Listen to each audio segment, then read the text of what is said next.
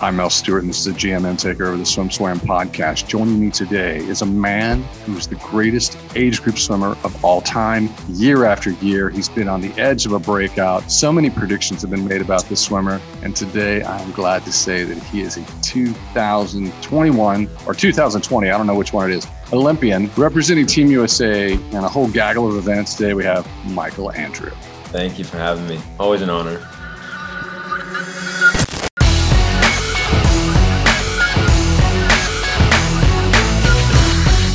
I'm going to throw you under the bus right now and just say that before you agreed to come on, you're in Hawaii at the Olympic training camp, and you're like, I'm doing laundry. Do I have to push your on? Yeah, no, that's the thing is like, I want to rep my brands, but yeah, no, all my clothes are literally in the tumble dryer right now. I actually think my dad's going down to grab it in a little bit. When this goes live, it's going to be mid next week. You're going to be just settling in over in Japan.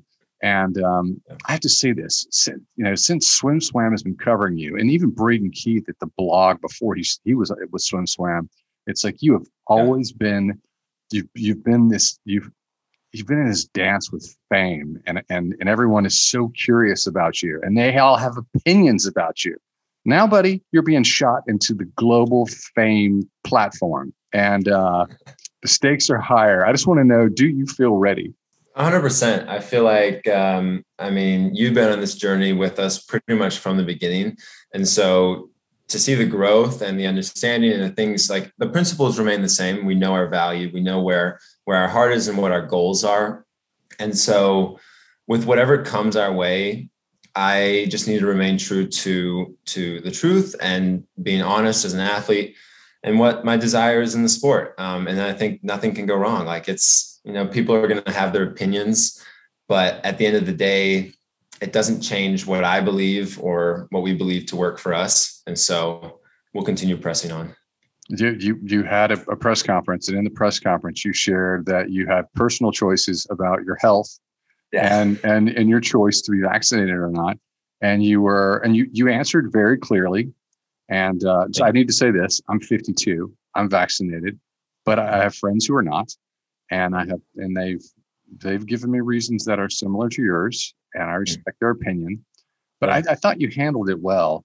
Thank you. What I didn't anticipate was I didn't anticipate sports columnists and certain social media descending so fast, and I should have. Yeah, and neither did I.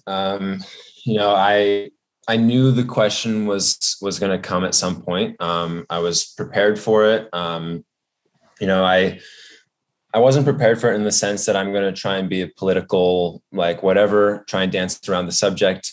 I just wanted to be honest. And, I have not been vaccinated. And right now there's no point in thinking about it because my focus is on the games. And as a team, as a country, we're doing everything we can to stay safe. We're doing all the testing, all the mask wearing.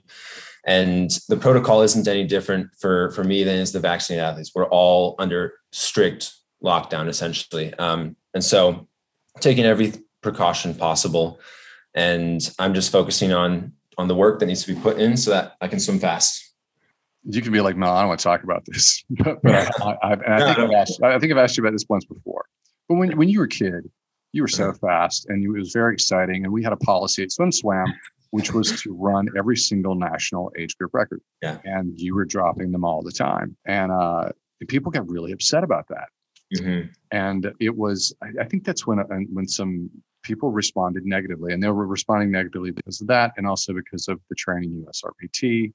Right. As a kid, you're pretty raw. Did you have moments where you're like, did you ever cry? Did you think, wow, I'm working so hard. Why are people mad at me? No, so I never cried or internalized it to a point where it affected me negatively. And I was actually speaking to Rowdy and Dan earlier today at breakfast about this from NBC. And, I was saying, what I realized, and I'm so grateful for now, is the fact that you guys and SwimSwam have reported on me from such an early age. It really have prepared me for kind of the onslaught of criticism that comes with doing anything different. And then having results with it. And so it's been nice. I know I'm equipped, but I think when I was young, I went through seasons where I would read comments and I would dote on them. And most of the times I ended up using it as fuel. Like I kind of enjoy like not proving people wrong, but just understanding like, okay, some people may not understand why I'm doing something. They may be against me, but at the end of the day, it's the results. And this is what I'm speaking about our training and people's criticism towards that is it's the results that are going to end up speaking for themselves. You know, when you make the Olympic team here, I'm fortunate to have my dad and coach here. And the reason is because we have medal opportunities. You know, it's not about USRPT anymore. It's about the fact that I can earn hardware for the US. And I think that's awesome because that's just set in stone. It's a barrier. It's like, this is the standard. And so once you get to that level, it doesn't matter how you do it. You know, all of us here train differently. All of us think differently, but at the end of the day, we're still the same team going for the same goal, which is pretty cool. We're going to get into the details of your training and the effect and how it's evolved over the last quad up to trials. But we're going to unpack what's going on right now because you are a magnet for attention, and you know, I just think that it's a good thing. It's a positive thing. Sure. So anyway, I thought you handled the other day fine, and I'm glad to see that you're focused and you're focused on what's ahead. But in terms of what's beyond the Olympics, it's something that was in the news recently was International Swimming League and the fact that you're not participating. There was a rumor that like you weren't going to participate because of because you had to be vaccinated, and I know personally that is not true. There's a lot of other reasons, but I mean it's a pretty simple, straightforward reason. And if you would like to share it here, please do. Yeah. So, I mean, just to kind of touch on your thing is like people thinking that it's because I'm unvaccinated is not the case at all. That's never been a requirement inside the league because again, they have strict protocols, lots of testing, bubble situations, bubble setups. And I believe they're doing the same for Naples. Kind of to preface everything, you know, ever since I went pro at 14, being a professional athlete is what I've embodied. It's how I've lived my whole life. I've always been focused on performing, competing, racing as much as possible all the time because the way we train allows us to, and, you know, earning a living through that. ISL is an incredible opportunity for athletes to do so.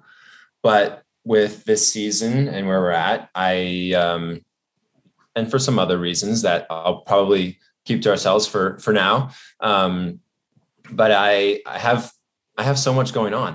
We're going to be very busy post Olympics with clinics. I'm actually coming straight back to Hawaii to do a week-long clinic with Tony Irvin, Anthony. Very excited for that just because I'm a water baby 100% and I love being here in Oahu for camp. And so I figured any excuse to come back is a good one. And then post that, we're pushing the MA Swim Academy. This is where a lot of our focus is going to be in creating a platform, which has already been created and put. The groundwork is there, but now it's doing the behind the scenes work of running a business and being able to help educate and push just what we've learned over this almost decade of swimming that we can help others achieve the same results.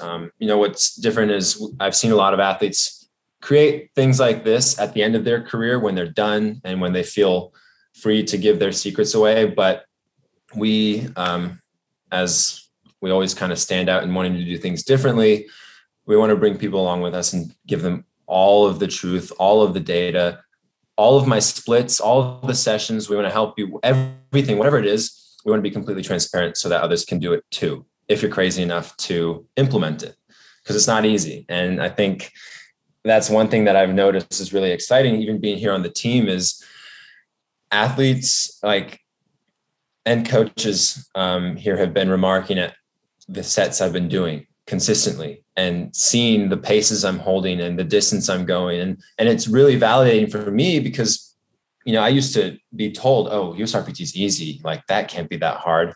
But I'm like, no, this is pretty tough. And there's a lot of people saying that now, but that's kind of an off tangent thing. And then again, going back to what my year will look like after the Olympics is, like I said, clinics with Tony, traveling around, speaking engagements, and then MA Swim Academy, And then I want to train up. I want to put some mass on. I want to have some fun with it, kind of get back into it. I even considered doing a triathlon just for fun because I love riding bike. I'll have to learn how to run. And then preparing for World Cups and short course worlds at the end of the year. Because I really would love to go into a short course worlds and feel like I am a favorite, because in the short course scene, I never have been. And so I think this is an exciting time for me to kind of switch the focus completely post Olympics to becoming really strong underwaters. And then, come the next season 4 of ISL, if I'm permitted to, enter the draft again, which we don't know. Word isn't out quite yet. And rules aren't, I feel like rules are changing a lot all the time. And so we'll see. We'll see what happens with that. But yeah, no, I'm really excited to see my team. I want New York Breakers to do incredibly well in the ISL season. I really wish I could be there. I was looking forward to racing, but for the time being, we're going to sit out and root from home and work on some other things while the Olympic iron is hot. Making the Olympic team in so many events and going at this as long as you have, being a pro as long as you have, what people need to understand is that it is normal for elites to take a breath after such an emotional high point. And I knew that a lot of people would get right into ISL, but I also knew that a lot of elites would be like, no, I'm gonna take a breath. And right, I agree.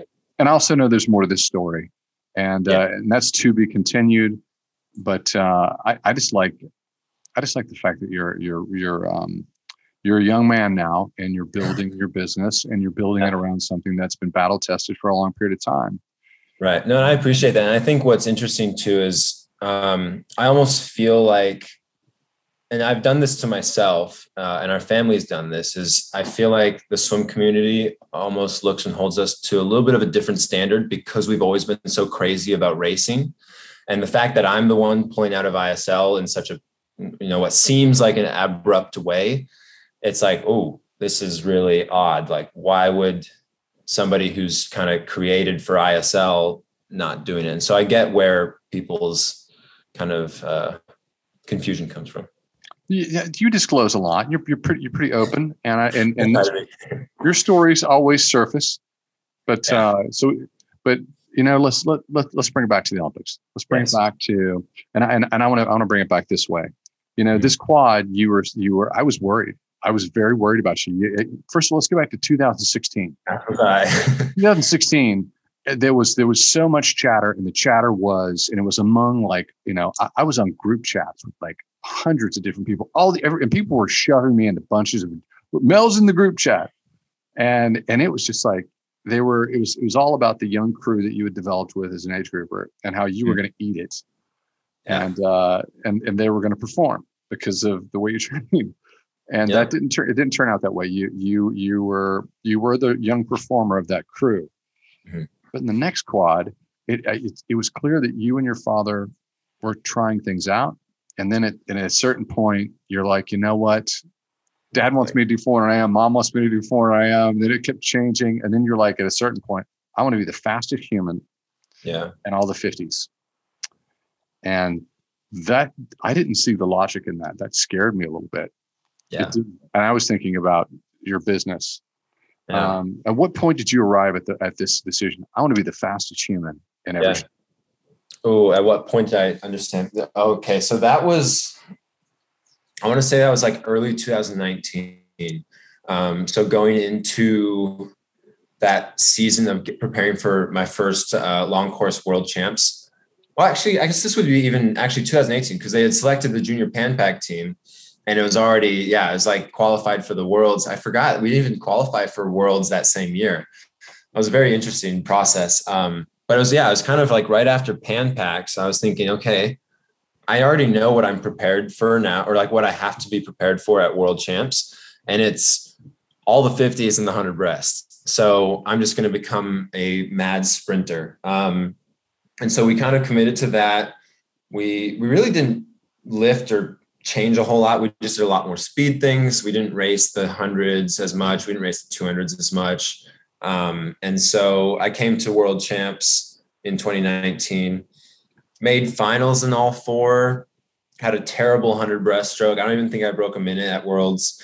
And it was after that meet, through a lot of coaches who had spoken to me, and then also my parents, and like just realizing, man, if I can swim all 4 of these 50s and be close to medaling or have the potential of medaling, what's possible in the 200 IM. And I hated to admit that because I kind of danced around it for a while. This was something my mom had seen and believed early on. And so it's yet another thing she was right about. But yeah, and that's kind of 2019 is when I, coming off of the 50 kind of push, realized, okay, like I'm made for this 200 IM. It doesn't mean I'm going to be swimming the 2 IM for forever. Who knows, maybe another year or maybe just after the Olympics. But I've really enjoyed this last, basically 7 months of preparing solely for 2 IM, 100 breast, 50 free, because it feels right. And I think a lot of my times have showed that I feel like we made the right decision. And with that has come a big shift in the work, which is where I'm sure this is kind of heading in terms of training and how it's differed. I thought that you were going to say, Mel, this was the plan all along. We were building piece by piece the 200 IM. We were just trying to lead everybody astray. We were just like, we just wanted to create as much drama as possible so that when we got there, we could just do a big gotcha on everybody. Well, let's get back to World Championships. 100 meter breast, goose egg. We'll leave it there. It wasn't great. To 50 flying, 22.8. You were 22.8. You were 4th at World Championships. You were 26.9, 7th in the 50 breast, 24.5, and you were 5th in the 50 back. So extraordinarily impressive. I remember Coleman Hodges going, a lot of people were disappointed, but it's like, that is a beast performance. It's a fantastic performance. And who has that sort of versatility? And so I really thought that when you rolled into this year and was like, we're going after the 200 IM, I was worried about you, but I was like, wait a minute, is this genius? And then Braden stepped in and goes, it doesn't matter what happens on his 50 freestyle. No one's going to catch him. And he got it right. Yeah, he did. He called it. And I think there was a part of this year where we were so worried about that last 50 free that we show up to trials. And I'm like, man, I got to be so fast in this freestyle. But it's like, if you're turning a second and almost a second and a half under world record pace, you can go a 30 and still be the fastest in the world, which is ridiculous. And so, obviously it's still something we've been working on. And man, here in camp, we have made some massive strides just in terms of the stroke, finding secret pockets in efficiency for our race. And I feel like my body has never been this capable of pushing through a pain barrier like this. I've been doing full 200 pace sets. We did it this morning. This morning was our last full 200 pace session. So we're going to start tapering down as we go into Tokyo. And it's 20 50s breaststroke, 20 50s freestyle. And then we do 1 or 2 rounds of 450s IM order world record pace, all 20 seconds between each one and a few minutes between each set. And we've been doing this 4 times a week for the last 3 weeks since trials, essentially. And, just getting faster and faster and smooth. So I'm excited to drop it down now and know, like, okay, my body's ready. Now I just got to do what I've been training. So since we're on 200 IM, we'll stay on 200 IM. Michael Phelps famously said, I didn't hear the telecast. I always try to pick it up because Rowdy's an old friend. His first TV appearance was when it was my first international meet. So long history. So I always try to listen to his call. But so I didn't hear the call and I didn't hear what Phelps said, which is that you had a 75% on IM. And I was like, but when someone says something, you don't hear the context of it. I didn't know if it came across. My understanding was that it came across as just like an analyst. And I was like, I love you, Michael, but I'm a little bit mad. And but here's the thing. You got the Michael Phelps hug at trials. Yeah. So the magic, you got some magic rub there. And it's crazy, actually. Like, Phelps has been incredible, and I'm a huge fan. He's messaged me a few times throughout the season, think the first time was in Indy. He'd been watching my swims, and he spoke to me about like my backstroke and being able to save my legs a little bit for that freestyle leg. And then at trials, made some, obviously in the commentary, I watched the NBC clip back on YouTube pretty often. And a few really exciting things that he had pointed out on the broadcast, pushing a little farther underwater, trying to maintain a little bit of speed, get under that bow wave that's coming in from the other athletes, pushing length, all things that we know. But when you hear it from somebody like Phelps, you tend to listen. And so it's really cool because I feel like there's definitely some things we've added that have been contributed by Phelps, as well as obviously my dad and people around us. So just out of curiosity, favorite event was of all the trials events, what was your favorite? Honestly, the favorite swim was probably my very first one, my prelims 100 breaststroke, just because it was that moment that I knew I was going to make it in 3 events. I knew I did exactly what I needed to have confidence going into the meet. I wanted to go fast. I didn't think I was going to go 58.1 fast. I knew I was capable of it. And then after that, I was thinking, oh man, now I go 57. And I tried really hard in semis and struggled to a 58.14, I think it was. And then finals, just the most pressure you'll ever feel in your life, kind of anxiety, changed the stroke up a little bit in the last 50. Did not swim my race, but very fortunate to have longer arms than my competitors. So it was one of those swims where it's like, okay, like all I needed to do was win, but I know at the games, I cannot swim like this at all. So learning from that. But yeah, I think the first race was a big one because it definitely set the tone for the rest of the meet. Breaking records helps. Yeah, always. It's pretty nice. It's a sweet thing when you get a little piece of history. It's but also you never know when you're on a meet. You could be right in front of your rest, a little off your rest. Something can be wrong, and you know it immediately. Of all people, you've been a pro for so long, you absolutely know it. So and I was certainly a little nervous because this was the longest time we'd ever rested out from a meet. We had usually our taper will go our taper. We don't really call it taper, but we'll drop for like a week leading into, or maybe a week and a half. But we started to kind of wean down 3 weeks out. So the first week period, we went to, I think it was half sets. And then, it was like 2/3. So it was 2/3 of a set. And then week 2 out was half sets. And week 1 was like a 1/4 of sets. So basically doing very little, just at high speeds. And I was telling my dad, I was like, we haven't done a full 200 pace set. I don't even know if I can make 1050s fly right now. And he's like, no, you'll be rested. You'll be good. And then obviously when we get to the time, it was like 56 or 55 in the first swim. I was like, okay, we're fine. We have no issues here. You've been doing this for so long, and you do have a base. People are like, oh, you don't have a base because you do USRPT. That is completely and utterly a lie. You absolutely have a base. Right. And you also got some big man strength. You've changed a lot. You're getting bigger. So you have to. The fact that this is the longest rest makes a lot of sense. Yeah. So my favorite Michael Andrew race. It was the breast was amazing because it's 100. We got 100 and we got records. That was a nail biter because I knew that final was just, he's just got to make the team.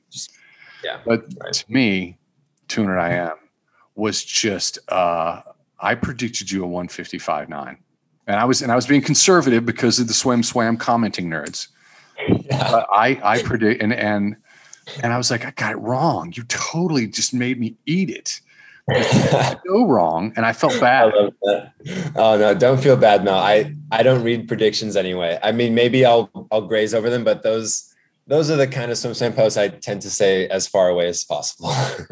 I think that's very professional of you and very smart for your mental health. We're gonna do what we do, but that was exciting. That was that 200 IM was a whoa. The breast felt like within. It's like we know that we. It makes sense. There. Yeah, I think, and two, what was different is with the breast, I went in as a favorite. Coming off of Indy, it's like, okay, who's behind Michael essentially. And not like, I hate saying that, it sounds terrible, but yeah, it's like, I knew the 100 breaststroke was not an easy ticket, but definitely at the time seemed like my only kind of shoe in the door. Because I know coming in, obviously 2M is like anybody could possibly pop out a low 56, who knows? And so, yeah. So 100 backstroke. What? So you're swimming 100 backstroke, and I'm standing around. I'm there, and I'm at an alumni get together with a bunch of old Olympians, and they're all circulating in the stands, and they're like, "What's he doing?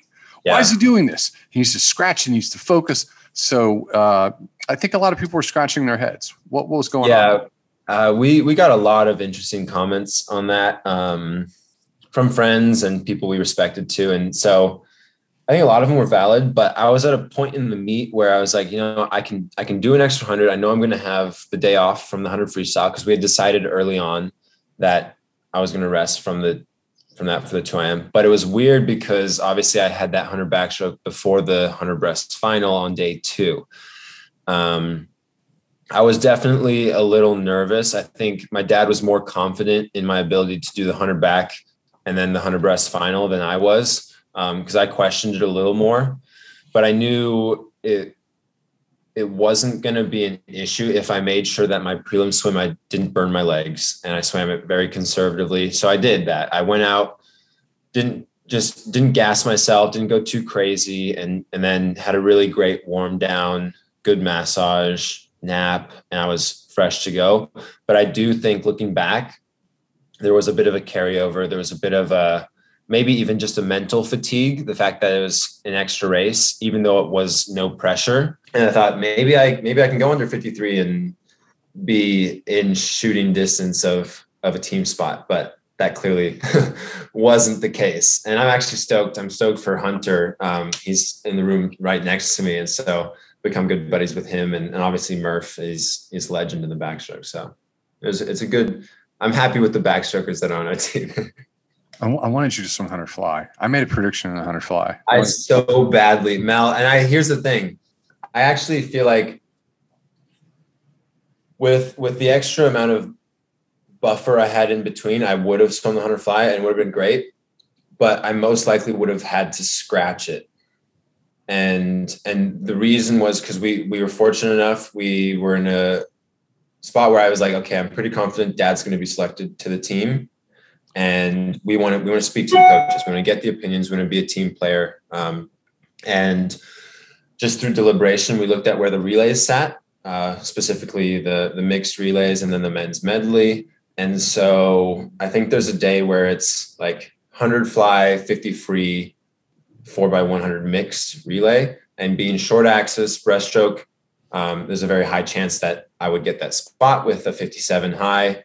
And so I didn't want to jeopardize what could be, a very not easy. I hate to say that because obviously anyone can take it. There's other countries that are very strong, but we'll have a very strong mixed relay and I'd love to be on it. But to have two individuals in front of it makes it a little hard for the coaches to be like, okay, that's a really heavy triple. So probably not. The right choice, but I wanted you to hear. I just wanted you to say it. I wanted you to say it. Yeah. And I think, so I know we can go under 50. Like I went out 23.7 in my 200 IM. So I've got the endurance to close it. And yeah, who knows? Even if you just take the same margin that I dropped from the 100 breaststroke in Indy to the 100 breaststroke in trials, that'd be a pretty fast 100 fly. It's, very fast. So the 50 free, let's get to the 50 free.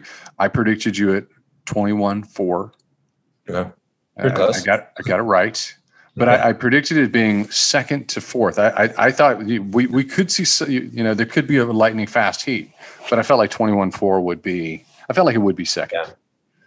Yeah. And I felt very confident going into finals, knowing that, not that I had it sealed, but I knew exactly what I needed to do to make the team. Obviously looking at Caleb, I was like, my goal is to beat Caleb. I knew he was going to be 21-0, 21 low.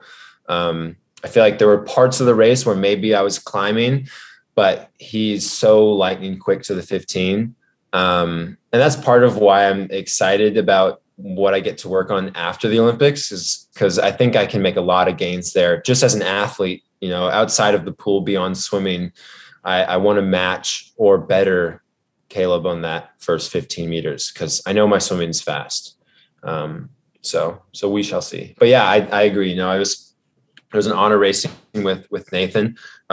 Just an incredible legend, an incredible sportsman. And so that hurts, it's hard because I love these guys and they've been leaders on the teams for so long. And, if we could have our way, we'd want them here being able to kind of lead us. But, it was really cool. His comments post is, he's our biggest fan. He wants us to succeed and to do well. And so it's been a really, really beautiful thing. So same with Ryan. So do you have, I have just a few more questions because we're winding down here, and I told you I'd get you out so you could eat some lunch. Just within the camp, are you guys, this is a young team. The world is strong. If you look at the medley relay, UK, look at the 4x2, every relay, especially on the men's side, it's a challenge.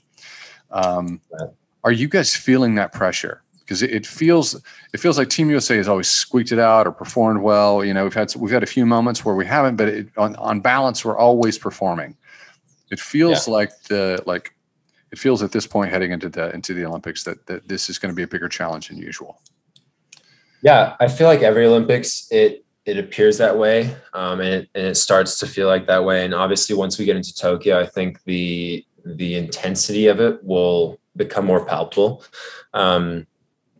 I, for one, feel like there's at least in the medleys, I don't know about the freestyle relays. I know the freestyle, obviously Russia and some of the other countries have very, very strong freestylers. And so it'll be interesting to see what happens, but I'm confident that, we are the greatest swim nation on earth. And so we figured out how to do it in the past. So we know we're capable of doing it again.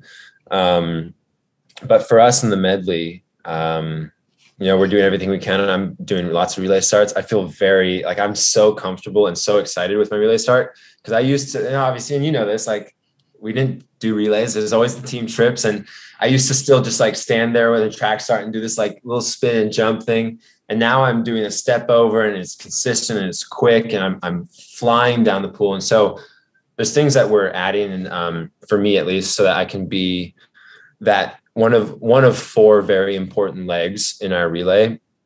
And, just watching the way the guys are working towards their individual events, we're going to be strong. That's what we're here for. And so I think we can't do anything now other than just work towards our individual strengths and then come together as a team on the day to do what we're made to do. So does it feel different? Does it feel different? You've been performing at such a young age. Does this feel different? This is the biggest stage on earth historically. Yeah. There's parts of it that feel very different, and there's parts of it that feel very comfortable and that I've experienced before. In terms of the comfort, it's a lot of the same guys that I've been on trips with before. It's guys I've been to the junior worlds with, I've been to short course worlds with, or pan packs. So the relationships are really strong. It's not like I'm meeting a whole bunch of new faces. On the girls team, there's a lot more new faces, but I've become friends with them very quickly. And then in the other sense, it's different because the media attention is different. The intensity is different. The attitude on pool deck is okay, we're here to bring back gold and represent the greatest country on earth. Obviously, every team trip, it's the same kind of aspect, but when you only get to do it every 4 years, in this instance, every 5, it's that much more crucial to make sure you're doing everything right so that you can stand confidently on the blocks. I'm really excited with our team captains. Murph and Caleb have been doing an incredible job. But beyond that, even with our team meeting the other day, is they understand that we're all called to be leaders in our team. And so we've all been given the opportunity to lead. And so it's exciting to see everyone kind of stepping into their role and taking ownership for the fact that, it's not just one athlete racing, it's all of us coming together. So it's going to be a big deal. And I think the athletes are going to do great things. And I'm excited to walk into the village. Really, it's something I've dreamt of for a long time. Of course, it's going to look different because of COVID and what we're capable of doing and who we might be able to hang out with and meet in terms of other athletes and sports and such. But it's still the Olympic Games.